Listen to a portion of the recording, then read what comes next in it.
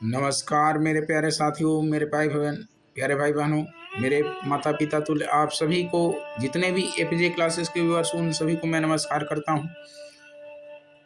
आज हम उसी पुस्तक को आगे बढ़ा रहे हैं जैसा कि हमने पहले पार्ट को कवर किया है, जिस पुस्तक का नाम है जीवन की सर्वोपरि संपदा आत्मबल। साथियों, हमने आत्मबल का हमारे जीवन में कितना बड़ा महत्व है, उन जितने भी बल हैं इस संसार में, उन सभी बलों में जो सबसे ज़्यादा महत्वपूर्ण बल होता है वो आत्मबल। कहते हैं अगर अन्य बल हमारे पास है लेकिन आत्मबल का अभाव है तो कहीं न कहीं हम वो चीज़ें प्राप्त नहीं कर पाते हैं जो सब कुछ होने पर। तो हमें अन्य बलों के साथ साथ आत्मबल प्राप्त करने पर भी ध्यान देना चाहिए। कितना हमारे जीवन में आत्मबल का महत्व है। तो आज हम पार्ट 2 पढ़ेंगे। पहले वीडियो में हमने पेज नंबर 18 तक पढ़ा था। एक बार हम पुनः पेज नंबर 18 से ही शुरू करेंगे। जैसा कि नाम ही है आत्मबल जीवन की सर्वोपरि संपदा। तो अगर आप सबको अच्छा लगे तो ज़रूर कमेंट करिएगा कि अच्छा लगता है। ऐसे ही हम अभी इस चैनल को, एपीजे क्लासेस को, केवल अपने गुरु कार्य के लिए समर्पित करते हैं और ऐसे ही आध्यात्मिक पुस्तकें हम आपके लिए लाते रहेंगे जिससे आपके जीवन को सुंदर बना पाएँ। चलिए हम लोग बिना देर किए अपनी बात को प्रारंभ करते हैं। ठीक है, देखिए लिखा हुआ है आत्मबल वह क्षमता है जिसका जितना अंश मनुष्य के पास होगा। यानी आत्मबल वह क्षमता है जिसका जितना अंश होगा उतना ही वह अपने विवेक को सजग करने में क्या होगा, समर्थ होगा।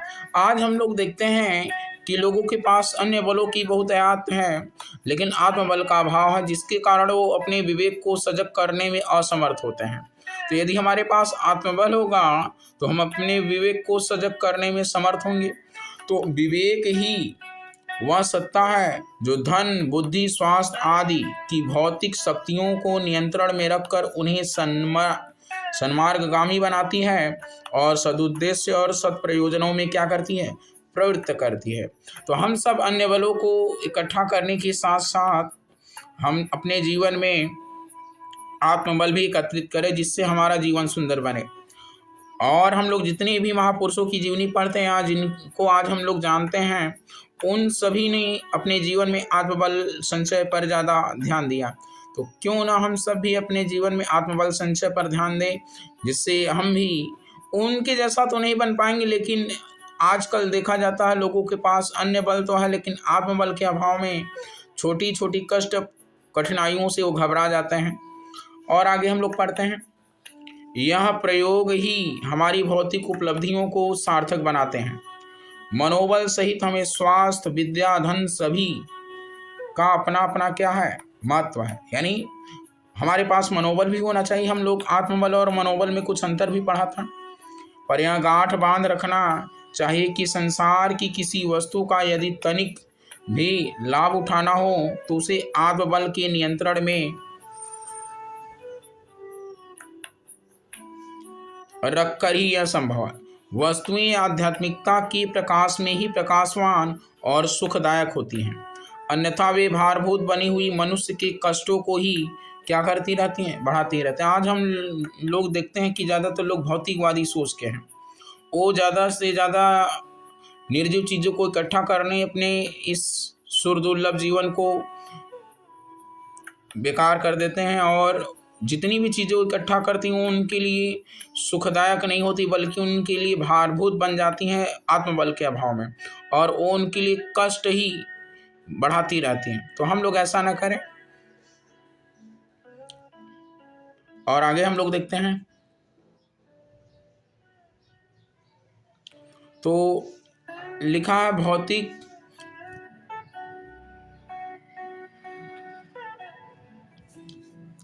भौतिक बलों से भौतिक साधन मिलते हैं। यानी हमारे पास भौतिक बल होगा तो भौतिक साधन मिलते हैं और आत्मबल के सहारे आत्मिक प्रगति के साधन बनते हैं। देखिए, हमें भौतिक प्रगति के साथ साथ आत्मिक प्रगति भी करना चाहिए। और आत्मवादी साधक जिस स्वर्गीय भूमिका में निवास करते हैं और जिन विभूतियों के कारण लोक वंदित होते हैं, वे सभी आत्मबल के सहारे क्या होती हैं, उपलब्ध होती हैं। बल से साधन, साधन से सफलता का सिद्धांत हर क्षेत्र में लागू होता है। यानी बल से साधन इकट्ठा होगा, साधन से सफलता प्राप्त होती है, ये हर क्षेत्र में लागू होता है। आत्मिक प्रगति के लिए भी यही प्रक्रिया अपनानी पड़ती है। साधन का उद्देश्य आत्मबल संपादित करना है। यही वह पूंजी है जिसके सहारे यह पूंजी जिसके मूल्य पर दैवी अनुग्रह आकर्षित करना और दिव्य वरदान उपलब्ध करना क्या होता है, संभव है। यदि ऐसा न किया जाए और गिड़गिड़ाने फुसलाने की नीति पर विश्वास किया जाए तो निश्चित रूप से आत्मिक क्षेत्र की कोई बहुत बड़ी उपलब्धि अर्जित करना संभव न हो सकेगा। आज हम देखते हैं कि जितने भी भक्त लोग हैं वो सोचते हैं गिड़गिड़ाने से, फूल माला, धूप, अगरबत्ती, घंटी बजाने से देवता लोग हमारे ऊपर प्रसन्न हो जाएंगे, वो अपनी आशीर्वाद और वरदान को दे देंगे। देवता लोग भी देखते हैं इसके भीतर आत्मबल है या नहीं। तो हम सबके भीतर यदि आत्मबल का अभाव होगा तो हम देवताओं के सामने चाहे कितना भी गिड़गिड़ा ले फुसला ले, ये सब नीति काम आने वाली नहीं है। और आगे हम लोग पढ़ते हैं, शरीर बल उपार्जित करने के लिए, जैसे हमें अगर शरीर बल को उपार्जित करना है तो आहार विहार संयम उत्साह जैसे साधन क्या करने पड़ते हैं, जुटाने पड़ते हैं। और धन बल बनाने में हमें पूंजी चाहिए, योग्यता श्रम एवं कुशलता नियोजित करनी होती है। और ज्ञान बल के लिए अध्यावसाय, शिक्षक, शिक्षा संस्थान, प्रशिक्षण सामग्री क्या करनी पड़ती है, जुटानी पड़ती है। जैसा कि इसमें बताया जा रहा है, अगर हमें शरीर बल उपार्जित करना है तो आहार विहार संयम उत्साह जैसे हमें साधन जुटाने पड़ते। और धन बढ़ाने के लिए हमें पूंजी चाहिए, योग्यता हमारे पास श्रम और कुशलता नियोजित करनी होती है। और ज्ञान बल के लिए हमारे पास अध्यावसाय, शिक्षक, शिक्षा संस्थान, प्रशिक्षण की सामग्री जुटानी पड़ती है। और आगे हम लोग देखते हैं,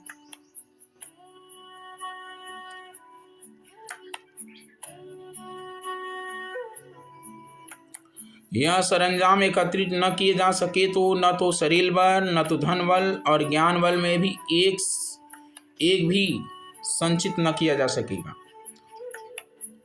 न हो सकेगा। ठीक है ना। और ठीक इसी प्रकार आत्मबल संपादित करने के लिए हमारे भीतर संकल्प होना चाहिए, संयम होना चाहिए, विश्वास हो, श्रद्धा हो। इन चार आधारों को खड़े करना आवश्यक होता। साधना का उद्देश्य इन्हीं साधनों को एकत्रित करना है और ईश्वर अनुग्रह को घसीट बुलाना इसी चुंबकत्व के सहारे संभव होता। इसी कुदाली से यानी से अंतर क्षेत्र को खोदते कुरेदते हुए भूतियों के मणि और माणिक उपलब्ध किए जाते हैं। संकल्प का तात्पर्य है ऐसा मनोबल जिसके सहारे निश्चय को कार्यान्वित करने की साहसिकता अछूट बनाए रखी जाए।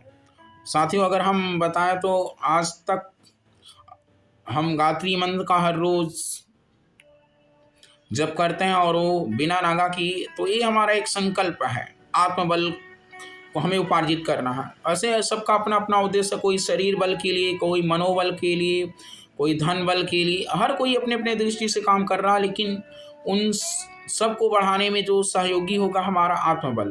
तो आत्मबल के लिए हमारे पास तो पहला जो चीज़ है वो संकल्प होना चाहिए। तो जैसा कि हमने बताया, संकल्प का तात्पर्य ऐसा मनोबल जिसके सहारे निश्चय को कार्यान्वित करने की साहसिकता अक्षुण्ण बनाए रखी जाए। आमतौर से घटिया स्तर के लोग बाल बुद्धि और वानरी प्रवृत्ति के होते हैं। संचलन एवं अस्थिरता उनके स्वभाव से में क्या होती है, जुड़ी होती है। बंदर इस डाली से उस डाली पर उचकता मचकता रहता है।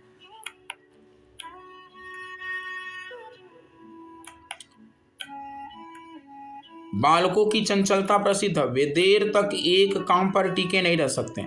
किसी कार्य में लगे तो क्षणिक उत्साह के कारण उस पर टिके नहीं रहते हैं और एक को छोड़कर दूसरा काम क्या करते हैं, बदलते रहते हैं। कुविचारों और कुकर्मों का आकर्षण सर्वविदित है, यानी उनकी मन में कुविचार कुकर्मों का आकर्षण होता है। और आगे हम देखते हैं,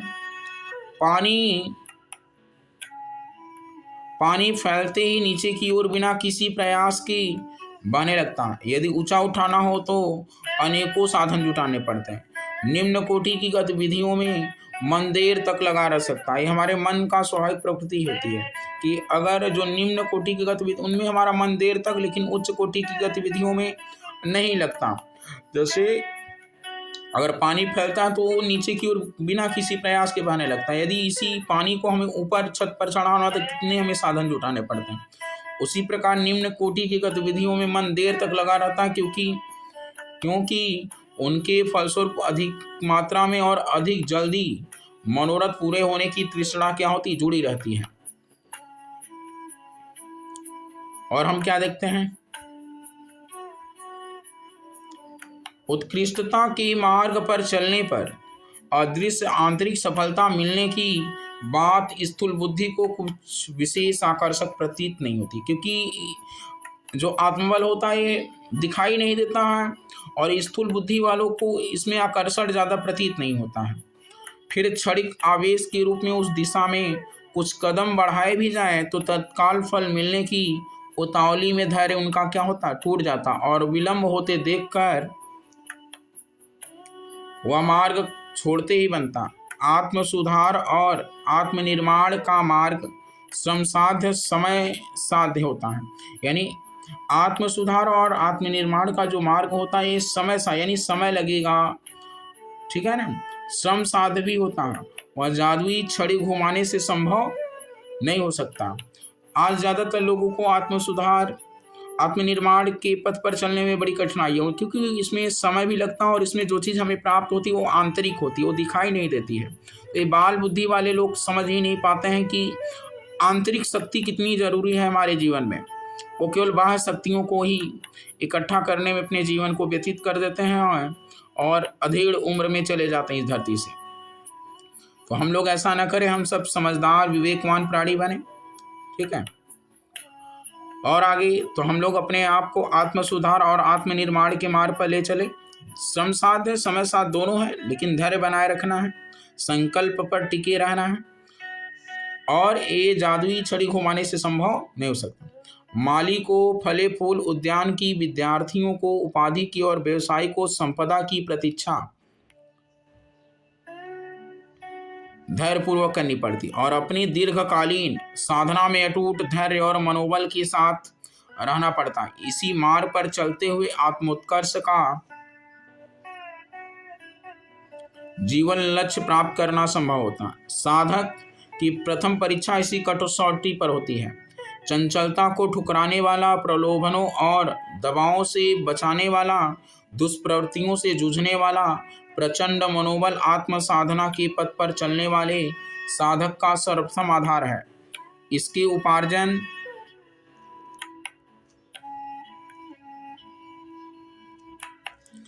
अभ्यास के लिए उपासना परक कर्मकांडों में पूरी तरह से समावेश किया गया। प्रातः काल जैसे जल्दी उठना, आज ज़्यादातर लोगों का जल्दी उठने का मन ही नहीं करता है, तो हमें साधना करने के लिए ये सब करना पड़ेगा, क्योंकि हमें आत्मबल उपार्जित करना है।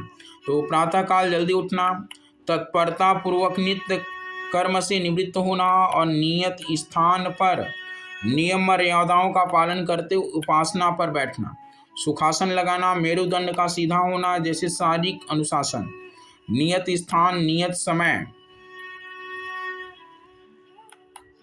और नियत मात्रा में नियत विधान से उपासना क्रम संपन्न करने की तत्परता बरतने के पीछे संकल्प बल के अभिवर्धन की प्रक्रिया क्या हुई है, जुड़ी हुई। अस्तता, व्यस्तता और अव्यवस्था को इसी कठोरता के आधार पर निरस्त किया जाता है। बाल चंचलता को हटाकर दृढ़ निश्चयी प्रौढ़ता उत्पन्न करने में प्रचंड मनोबल को ही प्रधान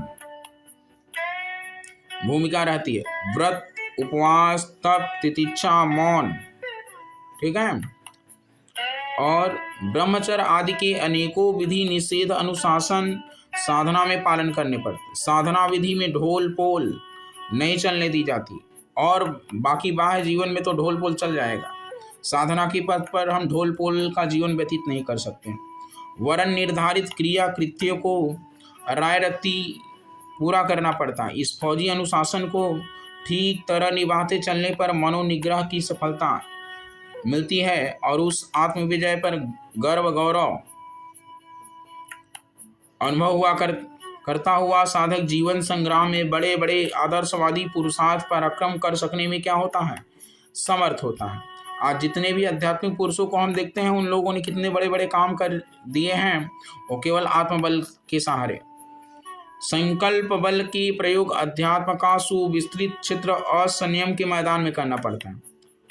संयम के मैदान में परीक्षा स्थल भी यही है। पूजा उपासना के समय पर निर्धारित विधि विधान का पालन आत्मानुशासन का प्रथम चरण है। उसे व्यायामशाला में होने वाले अभ्यास एवं प्रयोगशाला में किए गए प्रयोग के समतुल्य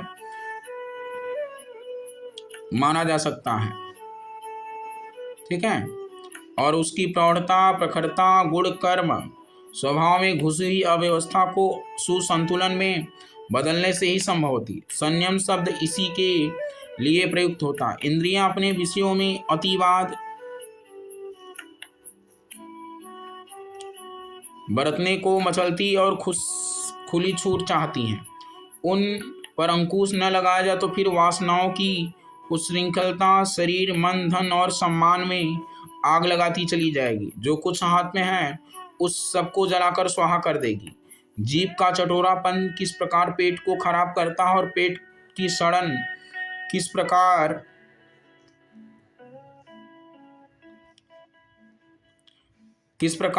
पेट को खराब करता है और पेट की सड़न किस प्रकार चित्र विचित्र रोग उत्पन्न करती है, यह किसी से छिपा नहीं है। जन्नेन्द्रिय का संयम किस प्रकार मनुष्य को निस्तेज और खोखला बना देता है, इसके उदाहरणों से यह संसार भरा पड़ा है। तृष्णा के वशीभूत लोग किस प्रकार पाप संचय में क्या होते हैं, लगे होते हैं और उसे संकीर्ण दुष्प्रयोजनों में लगाए रखकर किस प्रकार अनर्थ संपादन कर रहे हैं, यह किसी से छिपा नहीं है। अहंता की श्रृंखला किस प्रकार मिथ्या प्रदर्शन की आडंबर रचती है और कैसे ईर्ष्या द्वेष के बीज बोती है, उसका वांछनीय नग्न नृत्य कहीं भी देखा जा सकता है। शारीरिक और मानसिक असंयम का ही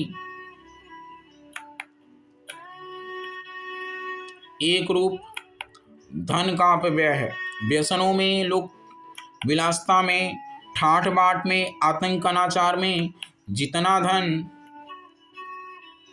व्यय होता है, उतना यदि रोका जा सका होता और उसे सत्प्रयोजन में लगाया जा सकना संभव हुआ होता तो स्वल्प साधनों से ही स्व पर कल्याण का महत्वपूर्ण प्रयोजन संभव हो सकता।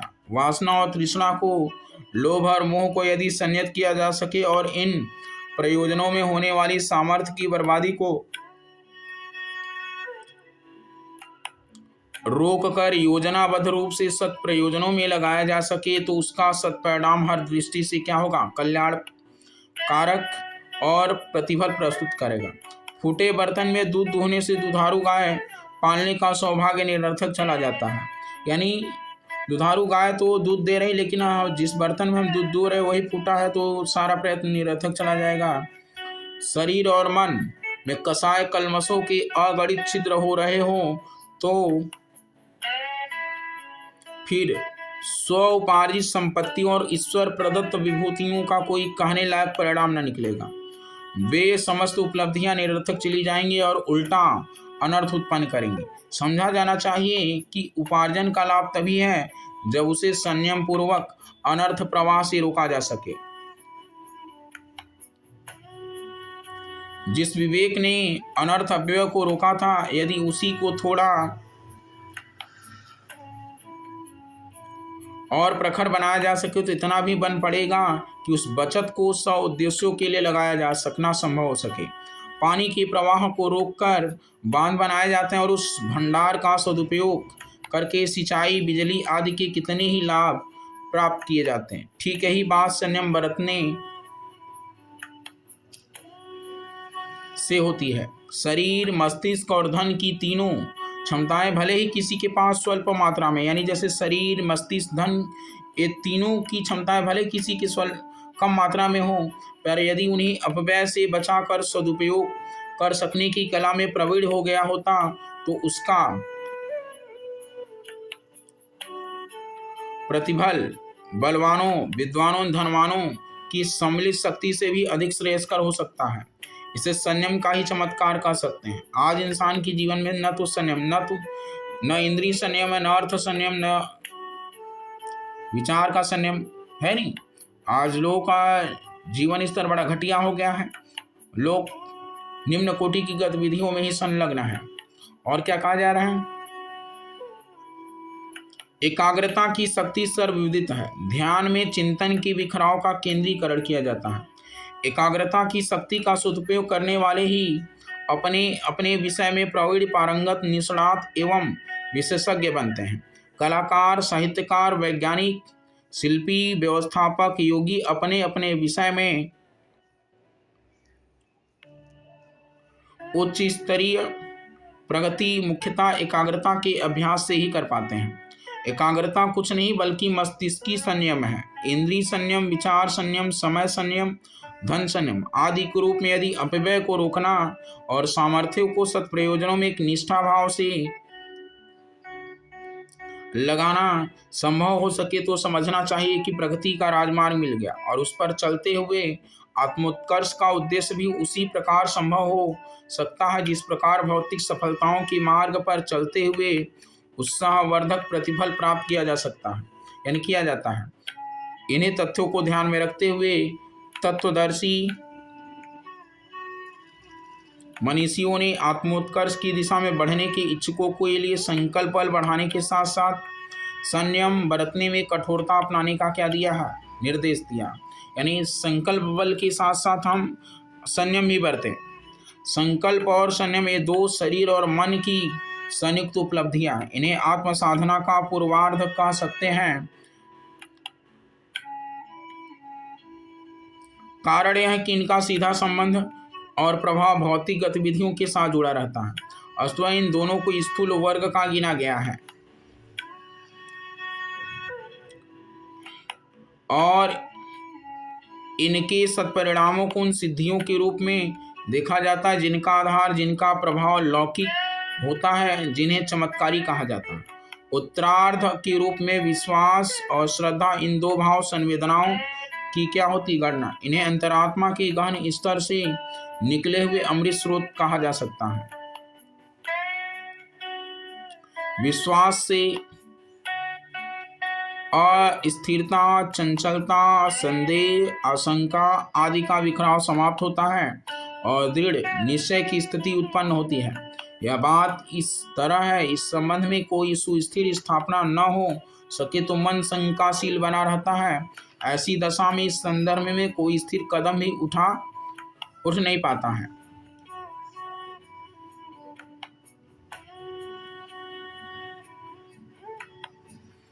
विश्वास उस अनिश्चितता का अंत करता है और पूरे मनोयोग से कुछ कर गुजरने की तत्परता उत्पन्न करता है। आगे हम देखते हैं, भौतिक मान्यताओं के संबंध में अनेक कसौटियां, परीक्षण प्रक्रियाएं ऐसी हैं जिनके आधार पर परीक्षण विश्लेषण करके यथार्थता का निश्चय किया जा सकता है। पर मान्यताओं और आस्थाओं के संबंध में ऐसी बात नहीं है। उन्हें तर्क, विवेक, प्रमाण आदि के आधार पर एक सीमा तक ही सिद्ध किया जा सकता है। संदेह की गुंजाइश फिर भी बनी रहती है। प्रतिपक्षी दलीलों और प्रमाणों को भी उतने ही बलपूर्वक प्रस्तुत किया जा सकता है। हिंदू धर्म उत्तम है या ईसाई धर्म, दोनों में से किसे चुनना चाहिए, इसका निर्णय दलीलों के आधार पर न हो सकेगा। दोनों पक्षों में से इतने प्रबल तर्क उपस्थित किए जा सकते हैं कि इसको या उसको अपनाने योग्य या चुनने में सामान्य व्यक्ति हतप्रभ रह सकता है। संदिग्ध मनस्थिति में इनमें से किसी एक को अपनाया जाए तो निष्ठा के अभाव से अपनाने की वैसी दिव्य प्रतिक्रिया उत्पन्न न हो सकेगी जैसी अगाध विश्वास के आधार पर किसी भी स्वीकृति या प्रक्रिया की होती है। आध्यात्मिक मान्यताओं को प्राणवान बनाने और फलित होने की शक्ति विश्वास से ही क्या होती है? उत्पन्न होती है। तो हमारे जीवन में विश्वास होना बेहद जरूरी है। विश्वास क्षेत्र में एक बड़ी कठिनाई यह है कि उसमें अंधविश्वास घुस पड़ने की पूरी गुंजाइश क्या होती है? बनी रहती है। सामाजिक, सांप्रदायिक अंध मान्यताएं, अंध परंपराएं लोगों के मस्तिष्कों पर किस बुरी तरह छाई हुई हैं, दुराग्रह के रूप में पत्थर की लकीर बन गई है और ये लोगों की शक्ति किस बुरी तरह बर्बाद कर रही हैं, यह किसी से छिपा नहीं है। अध्यात्म क्षेत्र में भी ऐसा ही हो सकता है। अंधता तो सर्वत्र दुष्परिणाम ही क्या करती है, उत्पन्न करती है। ठीक है ना। और विश्वासपूर्ण वस्तु स्थिति को जानना आवश्यक है। सुनिश्चित विश्वास होने पर ही किसी प्रसंग में उत्साह बढ़ता और लगन लगती है। यही भक्ति है। यदि विश्वास ही न जम सका तो प्रीति और भक्ति की दृढ़ता कैसे संभव होगी। इसी को तुलसी जी ने प्रकट किया है। उच्च आदर्शों की उपयोगिता पर हमें विश्वास नहीं होता और सोचते हैं अनैतिकता अपनाने का लाभ अधिक है। जीवन के अनादि और अनंत स्वरूप को स्वीकार करने के लिए आस्था तैयार नहीं होती। जो जिया जा रहा उतना ही सीमित जीवन है, यही माना जाता है और उतनी ही परिधि की हानि लाभ सब कुछ समझा जाता है। ईश्वर का भजन तो होता है पर उस पर विश्वास का कोई लक्षण नहीं दिखता।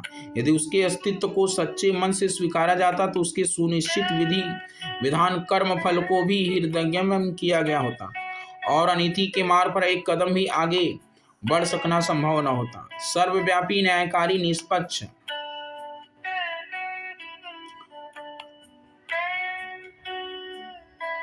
कर्म कसौटी पर खरे खोटे की परख करने वाले परमेश्वर पर जो विश्वास करेंगे उनको सिया राममय सब जग जानी की मान्यता अपनाकर हर किसी से सद्व्यवहार करने के अतिरिक्त और कोई चारा ही न रह जाएगा। नगण्य से सत्ताधारियों, संपत्ति वालों, कलाकारों को पीछे हम मधुमक्खी की तरह चिपके रहते हैं, फिर उनकी मनुहार करते हैं। यदि हम सर्वशक्तिशाली अनंत ऐश्वर्यशाली परमात्मा के विद्यमानता पर आस्था रखे होते तो फिर ईश्वर के स्वरूप और अस्तित्व को समझने वाले होते और उसके समीप बिठाने की प्रक्रिया उपासना को निरानंद और उपेक्षणीय कदापि अनुभव न करते। साधना के सत्परिणामों पर हमारा पक्का विश्वास रहा होता तो आजकल ज़्यादातर लोगों को विश्वास ही नहीं होता है। अन्य लाभदायक उद्योगों में जितनी तत्परता रहती है उससे भी अधिक इसी दिशा में रही होती। आत्मिक सफलताओं का अंतिम सबसे प्रबल और समर्थ ब्रह्मशास्त्र श्रद्धा ही है। श्रद्धा का तात्पर्य है उत्कृष्टता के प्रति इतनी गहन संवेदना और भाव भरी उत्सुकता का उद्भव जिनके कारण उसको पाने के लिए सब कुछ न्यौछावर कर देना भी कठिन दिखाई न पड़े।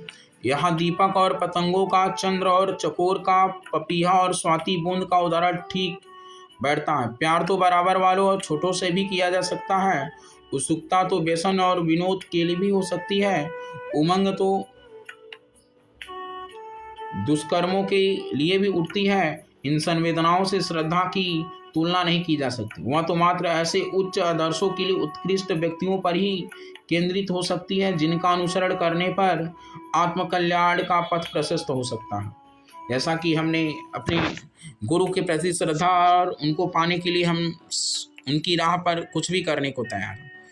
आजकल ज़्यादातर लोगों को भीतर श्रद्धा ही नहीं, न तो विश्वास है, वो केवल दिखावा करते हैं और दिखावा करने से कुछ होने वाला नहीं।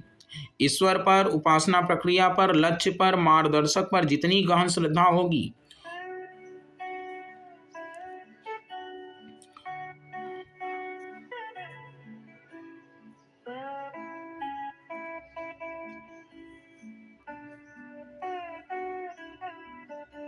उसी अनुपात से आत्म साक्षात्कार का, ईश्वर प्राप्ति का सदुपयोग होगा। श्रद्धा और विश्वास अंतरात्मा की वे दिव्य स्थितियां हैं जिन पर आत्मिक प्रगति की समस्त संभावनाओं का आधार खड़ा होता है। लोग शरीर बल, मनोबल, बुद्धि बल और धन बल के आधार पर मिलने वाली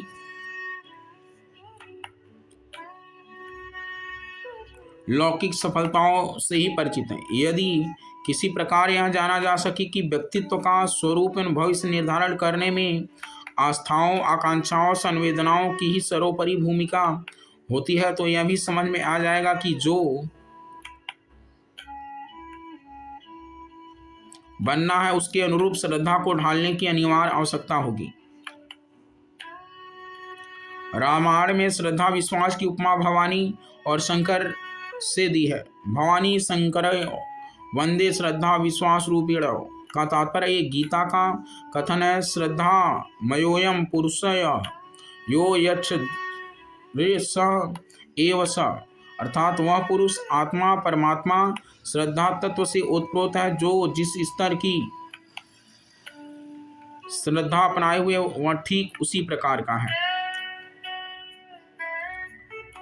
आगे लिखा है श्रद्धावान लभते ज्ञानाम, यानी आत्मज्ञान मात्र श्रद्धावान को ही मिलता है। आत्मिक क्षेत्र की सर्वोपरि शक्ति श्रद्धा, इसको जो जितनी परिष्कृत और विकसित बना सकेगा उतना ही मात्रा में आध्यात्मिक सफलताओं को सामने करबद्ध खड़ी हुई देखेगा।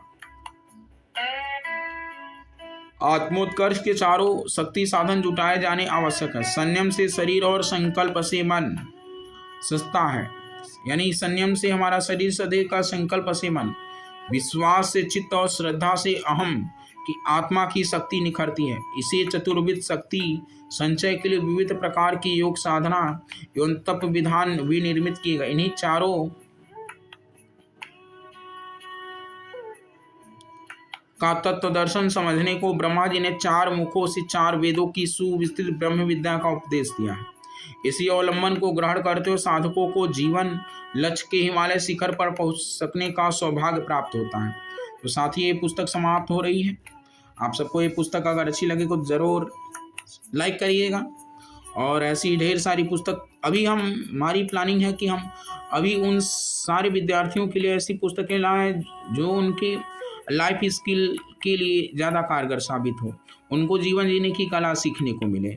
और वैसे तो सभी के लिए हम लाएंगे, लेकिन हमारा भी प्रयास है उन सभी अपने भाई बहन जितने भी विद्यार्थीगण हैं उन सबको आज के तौर पर एक नई जीवन की दिशा मिले, वो प्रोफेशनल स्किल के साथ लाइफ स्किल को भी ग्रहण करते चलें।